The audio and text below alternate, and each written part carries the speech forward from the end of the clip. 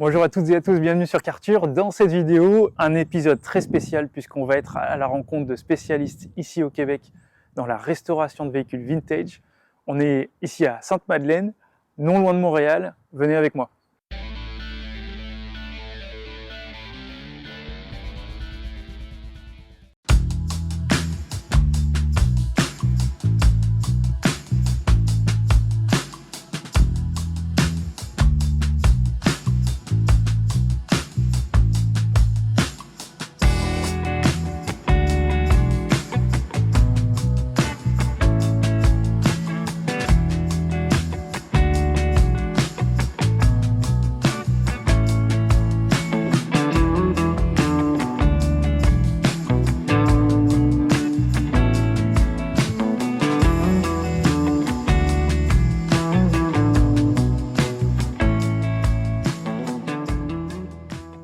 On est aujourd'hui avec la directrice générale, juste à mes côtés. Est-ce que tu peux présenter rapidement le garage? Bien Qu'est-ce sûr. que tu fais au sein de Fitzbach Garage? Ben oui, mon nom est Frédéric, je suis la directrice générale de Fitzbach Garage Voitures Anciennes Inc.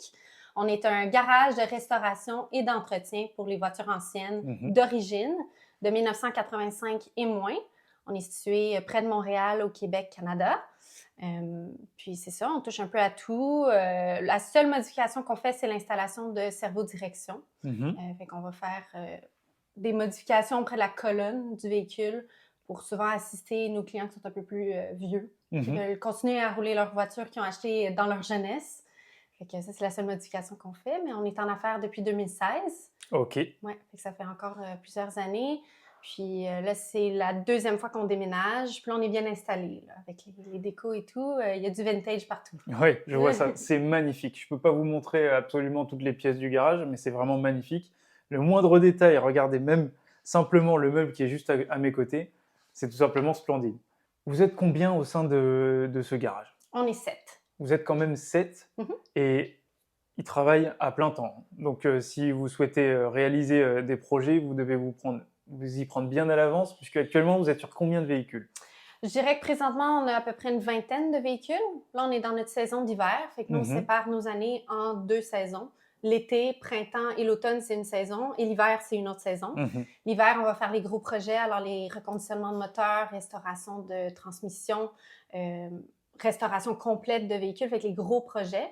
Puis l'été, on fait plus des entretiens comme les freins, niveau carburation, l'allumage, changement d'huile et tout. Parce qu'il y a un énorme roulement l'été, vu qu'au Québec, il y a la neige l'hiver. En fait, les gens ne roulent pas leurs voitures anciennes. Fait que l'été, ça roule. Est-ce que tu peux nous montrer toutes les pièces un peu qui sont présentes ici dans le garage? Fait qu'ici, on a l'entrée, on a notre mur avec toutes les pancartes. On s'est fait souvent donner par nos clients. Puis on en a des vrais, puis d'autres que c'est des répliques, mais ça apporte un look vintage là, qu'on aime bien. Il y a mon bureau, l'entrée qui est juste ici. Le bureau d'André. Présentement, on a Guy, qui est notre mécanicien senior au garage, qui fait des recherches, en fait. Fait qu'on utilise énormément les recherches sur Internet pour les pièces ou quand on a de la difficulté à apporter une réparation à un véhicule, on fait des recherches aussi à ce niveau-là. Notre jukebox qui fonctionne. Incroyable. Puis, on a notre dinette aussi ici, encore une fois, avec plein de pancartes. Notre frigo vintage. Fonctionnel. Fonctionne probablement mieux que celui que j'ai à la maison, qui est moderne.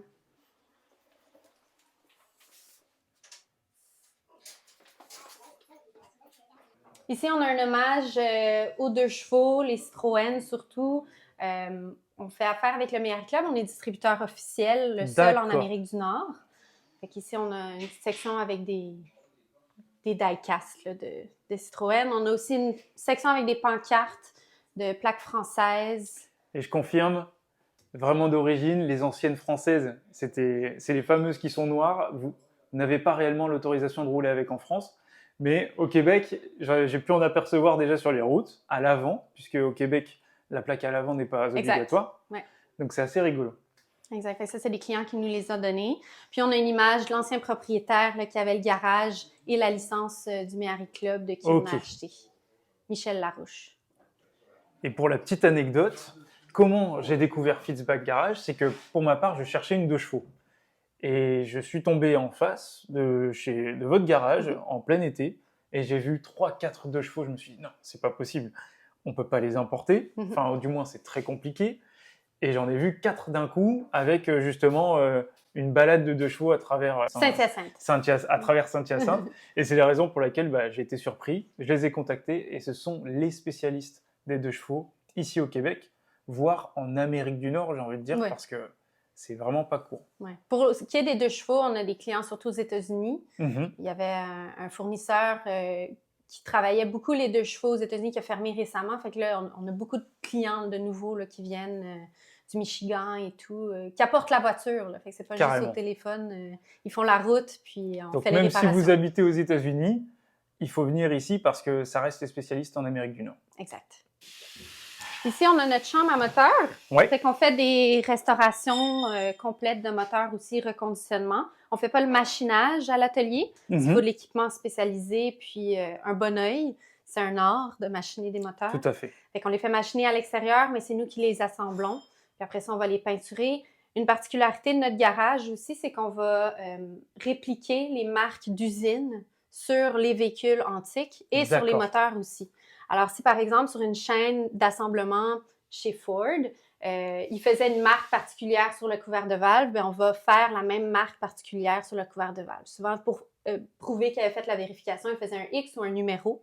Et nous, on refait la même chose, soit avec des étampes ou avec des peintures. Tout à fait. C'était ça ma future question, parce que je ne savais pas si c'était une pièce que vous rachetez, que vous modernisez, mais en fait, c'est une pièce qui va être moderne. Exact. Donc ça va durer beaucoup plus longtemps que si on achetait une ancienne pièce d'occasion. En fait, quand ça vient au moteur, on achète des kits de joints, soit d'époque, ce qu'on appelle du New Old Stock en anglais. Fait que c'est du vieux stock qui était sur des tablettes qui n'avaient pas été utilisées. Il faut faire attention avec les joints, par contre, parce que des fois, il y a des dates de péremption. Mais au niveau, par exemple, des couverts de valve, souvent, on réutilise les mêmes. Quand ça vient aux pompes ou peu importe, ça, on peut en acheter des neufs. Mais des fois, ça va être d'origine ou des fois, ça va être moderne, mais on ne fait pas de modification. Fait qu'on garde les mêmes numéros de pièces et tout là, qui sont sur les véhicules. Puis, on a notre belle bibliothèque aussi qui vaut de l'or à nos yeux. Parce que travailler sur des voitures anciennes, oui, on peut trouver de l'information en ligne, mais ça, c'est vraiment là, la mine d'or quand ça vient au vrai shop manuel, les vrais livres de réparation là, du temps. Donc, vous gardez un historique de chaque voiture qui vient chez vous. Exact. D'accord. Par photo, qu'on a aussi sur notre site Internet. Mais dans nos banques d'ordinateurs aussi, on a les photos les moins intéressantes, si on veut. Fait qu'à chaque démontage, on prend des milliers de photos, on étiquette tout, on met tout dans des sacs, on inscrit c'est quoi, ça va où. Parce qu'il faut vous dire qu'on démonte des véhicules complets. Fait que c'est un casse-tête. D'accord, C'est vraiment un casse-tête. Le défaire puis le remonter, des fois, ça peut prendre une différence d'environ 2 ans. Fait que dans 2 ans, tu te souviens pas la boîte, elle va où? Fait qu'à ce moment-là, on étiquette tout. Puis oui, sur notre site Internet, on prend des photos. Il y a cette bande de données-là aussi. Là. Puis les clients, souvent, ils vont avoir leur propre livre. Fait que ça, c'est juste un ramassage là, qu'on a pris avec les années. Mais souvent, les clients, quand ils ont un véhicule un peu plus spécialisé, ils vont apporter leur propre shop manuel. Il y a plusieurs choses que vous faites.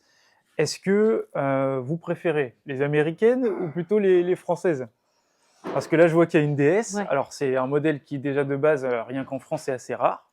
Là, celle-ci, elle a l'air d'être quasiment neuve. Elle a l'air, mais en fait, c'est une DS qui a pris feu au niveau du compartiment moteur. D'accord. Elle était en flammes jusqu'au tableau de bord. Puis, on a Eric, un ami du garage, qui loue un espace pour restaurer sa DS. C'est aussi un passionné de voitures anciennes. Il y avait une Pan-Or avant. Oui. Puis, il l'a vendu récemment. Puis, il a acheté ce projet-là, projet de retraite. Fait que là, il la restaure de A à Z. Ça va être une des plus belles au Québec, si pas en Amérique. C'est ça. Il l'a tout refait, mais le petit détail ici. Oui, exact. Au Québec, maintenant, on peut... en arrière, on peut aussi personnaliser les plaques. Oui. Il a réussi à avoir la plaque là, pour celle-ci.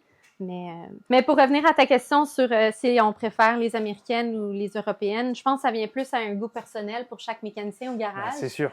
Moi, personnellement, c'est les Japonaises. Oui, OK. Que vous faites également. Qu'on fait également. On touche à tout.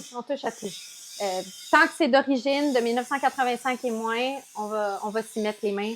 Mais je dirais que les mécaniciens, généralement, ils aiment beaucoup plus l'américain, mais je pense qu'il y a beaucoup plus d'intérêt pour les Européennes. Certaines mécaniques, certaines ingénieries qu'ils vont mettre dans les véhicules, comme dans la DS avec sa suspension, vont attirer beaucoup plus l'attention de nos mécaniciens. Fait que...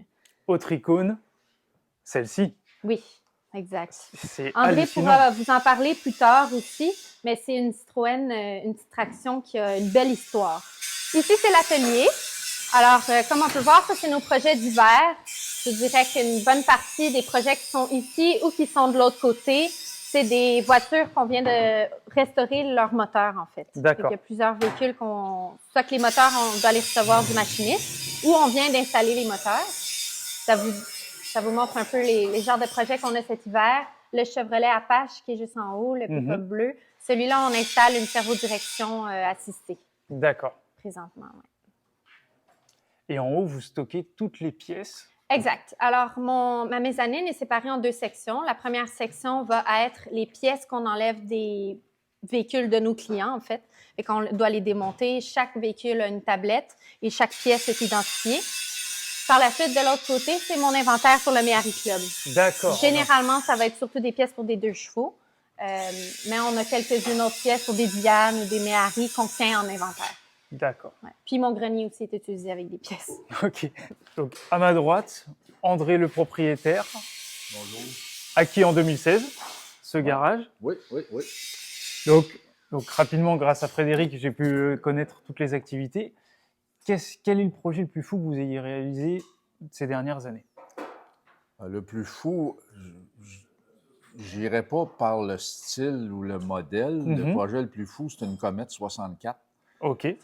Convertible, qui n'était pas une convertible avant, que le client nous a emmené en convertible, mais on s'est rendu compte que par la suite, c'était pas un convertible au début. La voiture a été coupée en 2, ressoudée avec une partie de convertible arrière, mais l'avant, c'était pas une convertible. La voiture a été mal soudée, elle était croche comme ça. Là, on va l'avoir bientôt. Bon, c'est le plus fou qu'on a eu jusqu'à date. OK. Est-ce que c'est le plus intéressant? Peut-être pas, mais c'est le plus fou, oui. On ne savait pas au départ qu'elle était aussi... Complexe. Ouais, ben aussi mélangée comme voiture. Là, mais ça va faire de quoi de bien par la suite. Par contre, d'intéressant, on a eu de très belles avant-guerres, comme une Packard. On a eu... il y en a eu la Packard 30, puis là, ça m'échappe une autre belle classique qu'on a eue. C'est ce genre de véhicule-là. On a Buick 36 aussi, une très belle Buick 36. Oui. Ce genre de voiture nous interpelle beaucoup ici parce que c'est le début de l'automobile. Et puis, on réalise à quel point les ingénieurs étaient intéressés. Et puis, ces gens-là étaient très compétents. Quand on se rappelle la date de fabrication, on reste avec une espèce d'hommage qu'on a envie de leur rendre là, quand on est dans le garage ici. Puis puisqu'on fait des voitures seulement d'origine, des réparations d'origine ou des restaurations d'origine, mais quand on traverse le même chemin qu'eux ont traversé pour faire fonctionner, par exemple, la Buick 36 qui me revient à l'esprit, c'est qu'il y avait un étrangleur automatique là-dessus. En 1936, Déjà. qui ne fonctionnait pas quand on l'a eu, mais on a travaillé pour le remettre en fonction. Mais tu peux pas rester insensible à la recherche qui a été faite à l'époque. Puis presque 100 ans ou 90 ans plus tard ou 70 ans plus tard, on roule dans ces traces-là pour remettre en marche qu'eux autres ont réfléchi sur un banc de... Ah ouais? Bon, ben tout ça nous amène à avoir beaucoup de respect pour ça, puis d'être plutôt humble devant cette mécanique. Donc, ça nous rend très fiers de remettre en marche quelque chose sans le modifier. Est-ce que l'automobile classique vintage au Québec est quelque chose d'accessible ou plutôt de très dispendieux?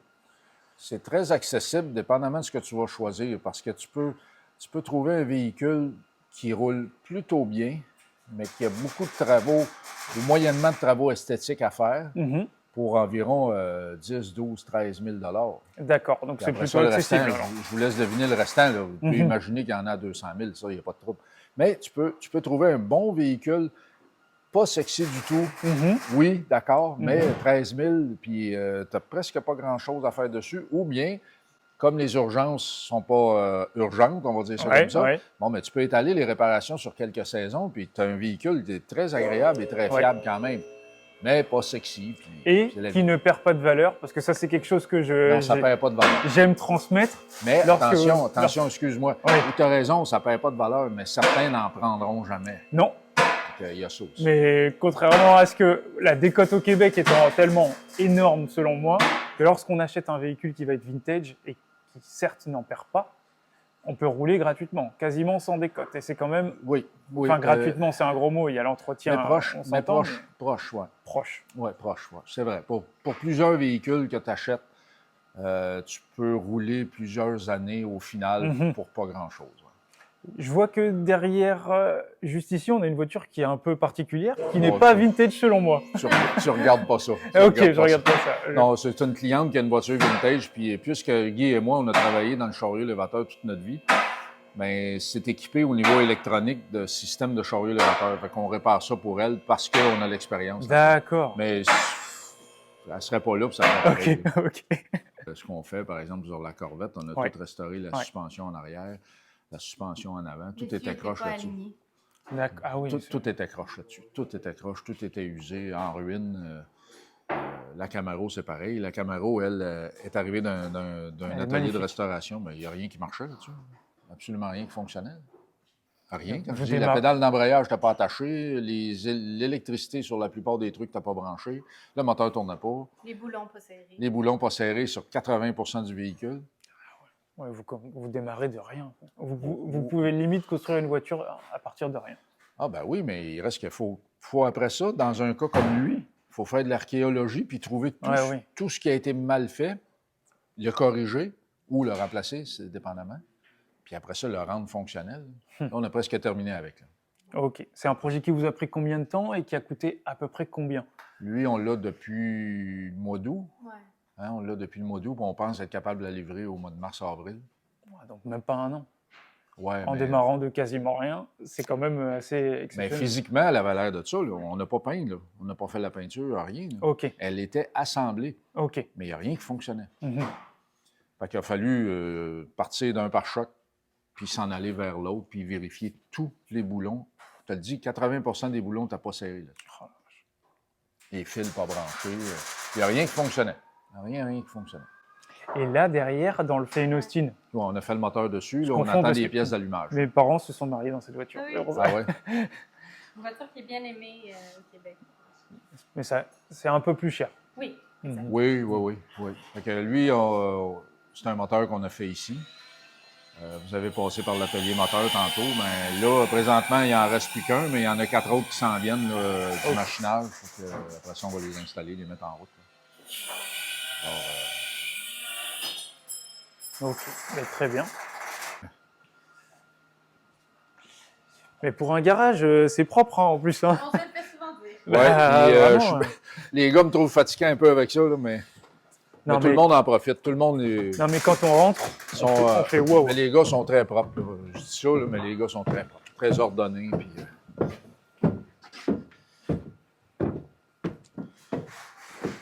Tu vois ici, ça, c'est nos tablettes. C'est nos tablettes de rangement de véhicules. On marque le véhicule à qui la tablette appartient pour que lorsqu'on réassemble, ben, ça nous permet de venir voir pour je dirais la préparation aussi. Si on doit, comme c'est arrivé, là, on a démonté des trucs, on les a envoyés aux incages. Exact. C'est facile de retracer Mhm. d'où ça vient quand on dépose les pièces. Là. Comme par exemple, derrière toi, il y a la comète qu'on parlait. Ouais. Chacune des pièces est identifiée vu que ce véhicule-là il est démonté pendant plusieurs années. Ok. Fait que tout est identifié, ça appartient tout à la comète. Fait que, on a déjà beaucoup de pièces neuves qui sont arrivées, qui sont déjà préparées. Mais là, on attend, après la structure de la carrosserie, Mhm. qu'on devrait avoir d'ici un mois à peu près. On va pouvoir assembler maintenant les pièces mécaniques. On a la voiture, ça fait 4 ans minimum, certain. Là. Mais elle était dans un état épouvantable. Ok. Vous allez pouvoir voir sur le site Internet, de toute façon, du garage, la Comète 64. Que je mettrai bien évidemment dans la description. Parce qu'il faut savoir que Fitzbach Garage est extrêmement présent sur les réseaux. Ils font également des ateliers mécaniques Ouais. qui sont accessibles à tous. Ouais. Donc, je vais mettre les dates, si possible, également dans la description, si ça en intéresse certains, sachant que c'est vraiment le B.A.-ba. Là, le 22 février dont tu m'as parlé tout à l'heure, il me semble que c'est sur les freins. Exact. Donc, ça concerne absolument tous les véhicules. Je suppose que cet atelier, ça sert à mieux utiliser les freins. Quand est-ce qu'ils sont bons, quand est-ce qu'ils sont pas bons. C'est vraiment la base.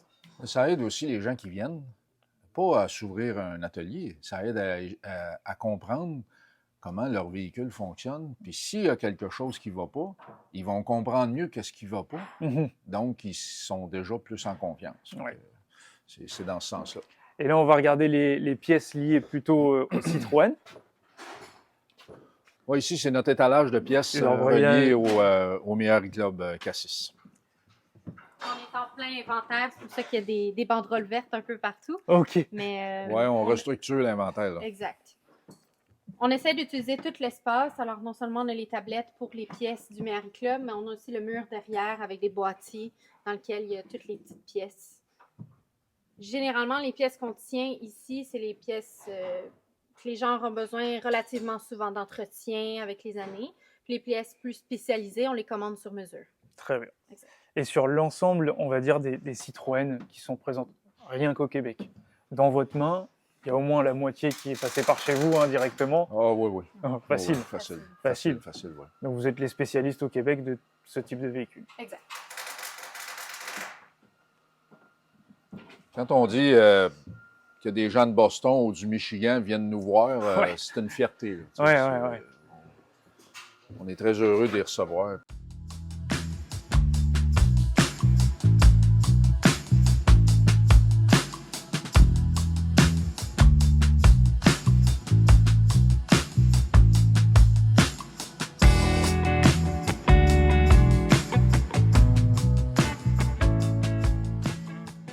Mais ici, c'est notre petit coin peinture pour les petites pièces. Ah oui, vous faites la peinture. Ah oui, Ouais, mais vous ne faites pas les grosses peintures, mais non, mais pour les petites pièces, puis on a de la peinture de haut niveau qui donne un résultat franchement impressionnant. C'est toujours un petit coin qui est jamais bien propre, mais qui sort des trucs vraiment très bien. Ah ouais. Derrière, on a ce que moi j'appelle la table scientifique. Ouais. Et quand on fait des reconditionnements de moteur pour 2 chevaux, on fait des tests sur la table pendant 10 heures. 10 heures on environ. fait rouler le moteur pendant 10 heures avant de le remettre dans le véhicule. OK. Ouais, ou de l'envoyer au client. Exact. Fait que c'est notre banc de test scientifique. Exact. Et puis, on le fait tourner 10 heures. Puis, une fois qu'on est satisfait des 10 heures, on fait les derniers réglages. Là, on peut l'envoyer au client ou le mettre dans le véhicule. Avec confiance. Oui, mais on n'a pas de retour. Quand on fait ça, on n'a pas de retour du tout. Là. Cette traction, à part que d'être une traction, elle a un petit quelque chose de particulier, c'est qu'elle a appartenu à Jean-Paul Riopel, le peintre. D'accord. C'est quand même agréable d'avoir une pièce d'histoire quand même du Québec dans notre atelier. On est quand même assez fiers de ça. Là. Et celle-ci, elle a été restaurée par vos soins? Non. Nous autres, on l'a reçue, on la connaît depuis environ 2 ans seulement. Et puis, quand le client est venu nous voir la première fois, ben c'est là qu'on a appris que Jean-Paul Riopel l'a... Elle est dans un état sublime. Oui, elle est en très, très, très bonne condition. Ouais. Une bonne machine. Pour les habitués, c'est une 15H. OK. Ceux qui suivent ça de proche. Puis les 15H, si vous ne voyez pas l'écusson puis vous n'êtes pas familier, ben les klaxons sont à l'extérieur pour les 15H. Puis pour les 11, ben les klaxons sont à l'intérieur parce que sur les 15, il n'y a pas de place pour les klaxons à cause du radiateur. Petite anecdote sympathique pour ce type de modèle. Oui, c'est ça.